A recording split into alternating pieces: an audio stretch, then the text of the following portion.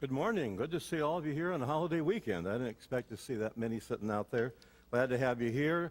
But let's suppose that you are new here and you came here this weekend. It was a holiday weekend, and so you decided that you'll come and look over at Turlock. Maybe you might move here someday. And so you rent a helicopter, and the pilot is flying you around Turlock, and you come into this area of Turlock, and you're flying, and you look down, and this is what you see. And you notice that sort of a large white, and you say to the pilot, what is that? And he would say, that's Crossroads Church. Would he be right? Of course not. It's not right. Remember when we were in Sunday school, the heresy that we were taught? I remember even my mother taught me this heresy. It went something like this. You used your hands and you said, here's the church. Everybody, here is the steeple. Open the door and see all the people. Heresy. And I was taught that as a kid from my own mother. Can you believe it? Well, what was she? That's not the way you do it. It's a nice poem, but the real way to say it is this. Here is a building. Here is a steeple. Open the door and see the church. Right? The church is people. And we teach our kids it's a building. That's not Crossroads Church that you see from your helicopter this morning. That's just another building in which the church assembles, such as we are this morning in this fine congregation. We are here assembled as people. People are the church. And so we need to remember that when we talk about the church, people, and the fact that we are family and we're trying to get along. Have you ever heard of the Jubilee Singers? Now, you probably aren't, unless if you lived in the 1950s in Minneapolis, you heard of the Jubilee Singers, or even the early 1960s. I mean, these were tremendous, powerful singers. There were 6 of them. They were based out of Chicago. And back in those days, we had these big Youth for Christ rallies. I think some of you are familiar with that out here. And in Minneapolis, the Palermo brothers were our Youth for Christ leaders, and they would rent the Lyceum Theater. And every other Saturday night, we had these big rallies and special speakers and music. And every once in a while, the Jubilee Singers came from Chicago, Illinois. They were a very colorful group, African Americans. And tall and big, and they would come in. It was fantastic. You would never want to miss them. Their favorite song everybody loved was Joshua Fit the Battle of Jericho. And if you can imagine these singers, the men were about 6.5 feet tall. The women were about 3.5 feet wide. And so you have these big people, and they could just sing. 6 of them, you think it was a great crowd. Well, they used Joshua Fit the Battle of Jericho. That was number 1. But we'd always request, make sure they sing Let the Church Roll On.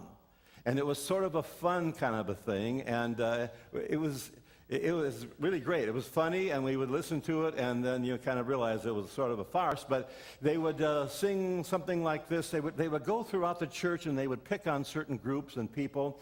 For example, they might say, there's some ushers in the church, and they don't usher right. So what you gonna do? Then the big, tall guy would step out and say, pick them up and kick them out, and let the church roll on. And then they would go through, there are deacons in the church, and they don't dig right. So what shall we do? Then a lady might step up, kick them up and kick them out, and let the church roll on. And they went on, and they got rid of the choir, they got rid of the deacons and the elders and the ushers and the pastor. Here's a pastor in the church, and you don't pastor right. So what should we do? Pick them up. They'd all say it. 6 months. Pick them up and kick them out. And the church roll on, and everybody would be laughing. And pretty soon, well, the funny part was that that's just the verses I've been singing to you. After every little verse, there would be the chorus. So it would go something like this. There's a pastor in the church, or a preacher in the church, then you don't preach right. So what he's going to do? Pick them up and kick them out and let the church roll on. Let the church roll on. Let the church roll on. Everybody pull together and let the church run on, roll on. See, the point was by the end of their song, there was nobody left in the church. So, I mean, and you never really thought much about that. I was like, oh my goodness, it's empty. That was there to let it roll on, but how can it roll on? Because it's not a building, it's people. And so every time, we laughed and so on, and it was funny. Then at 22, I became a pastor. And so I started to pastor. Since then, I've preached every Sunday unless I was sick or on vacation or something. And so I started to preach and teach and lead, and all of a sudden, that second part, the chorus, began to be meaningful to me. Not the, pick them up, kick them out, and that was kind of good. My dad was a pastor, so when they would sing certain things, kick them out, I visioned people that caused them problems being kicking out of the church. That was, but then I began as a pastor. Well, no, that's not so funny, but it's let the church roll on. Everybody pulled together. All of a sudden, I began to realize the church is family. You just don't kick out people all the time. You work together as a family. You pull together. And I have found over 40-some years, almost 45 years now, that pulling together is very difficult. And it's difficult because of the changing church. You see, the church is always changing. There's always that change from the past into the future.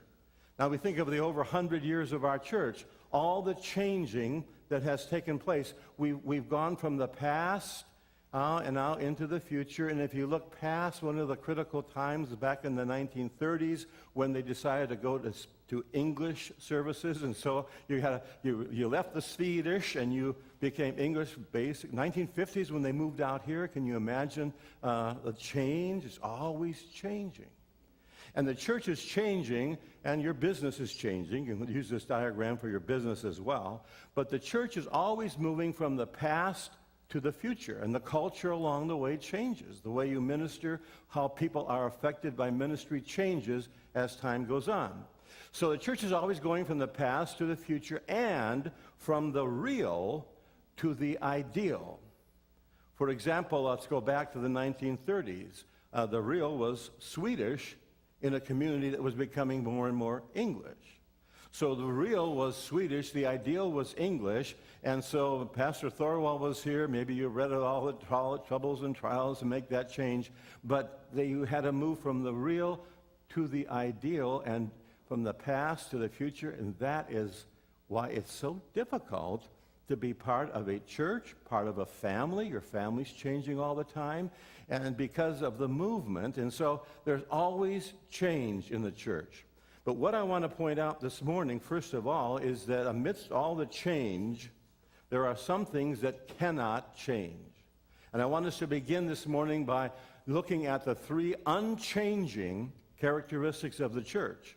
That as long as I am senior pastor of this church, God helping me, these three things will never change. And by God's grace, as we look to the future, they will never change. No matter how the culture changes, no matter how our methods change, there are three things that must always remain the same. These are right from the scriptures. We read them this morning, and so let me refer to them. First of all, we need to remember that we are committed to God's Son. Verse 4 of our text. We have heard of your faith in Christ's Son, or in Jesus Christ. This is personal belief, which is faith. Remember faith, forsaking all, I trust him. That we believe that all our men and women, our boys and girls are sinners, every one of us. And therefore we all must come to personal faith in Jesus Christ. All have sinned and come short of the glory of God. Everybody needs salvation. And so we preach this, and I hope it never, ever changes. Timothy is told by Paul in 2 Timothy chapter 1, verse 12, I know the one I have faith in. There is one person that I have faith in. There's a one person that we ground ourselves in, and that one person is the Lord Jesus Christ. Let us never change. That is commitment we have to the Son of God. You know, when did you learn to read? I'm beginning to think that back in Minnesota, we were slow. I don't think I learned to read till I was maybe almost in second grade. The problem back there, of course, is that your brain freezes in the wintertime, and then you have to wait till it thaws out in the spring. And winter in Minnesota is from July 1st to June 30th, about something like that. And so maybe that was why it was slower. We had frozen brains, but man, it took a long time to read. But I learned to read somewhere around first or second grade. At the same time, Billy Graham came to town. And I remember with my parents going out to the state fairgrounds and sitting there on those folding chairs and looking around. And then there was this big sign that went all across the platform. And let me show you what that sign said.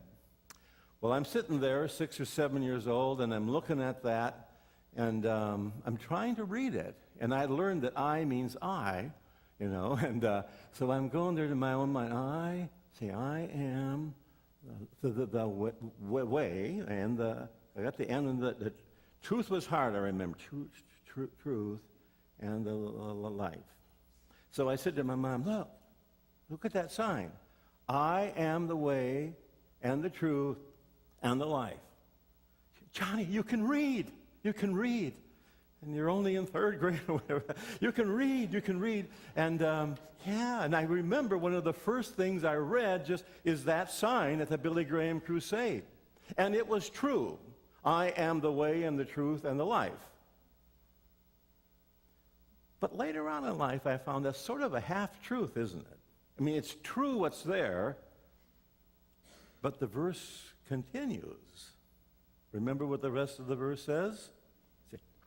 I am the way and the truth and the life.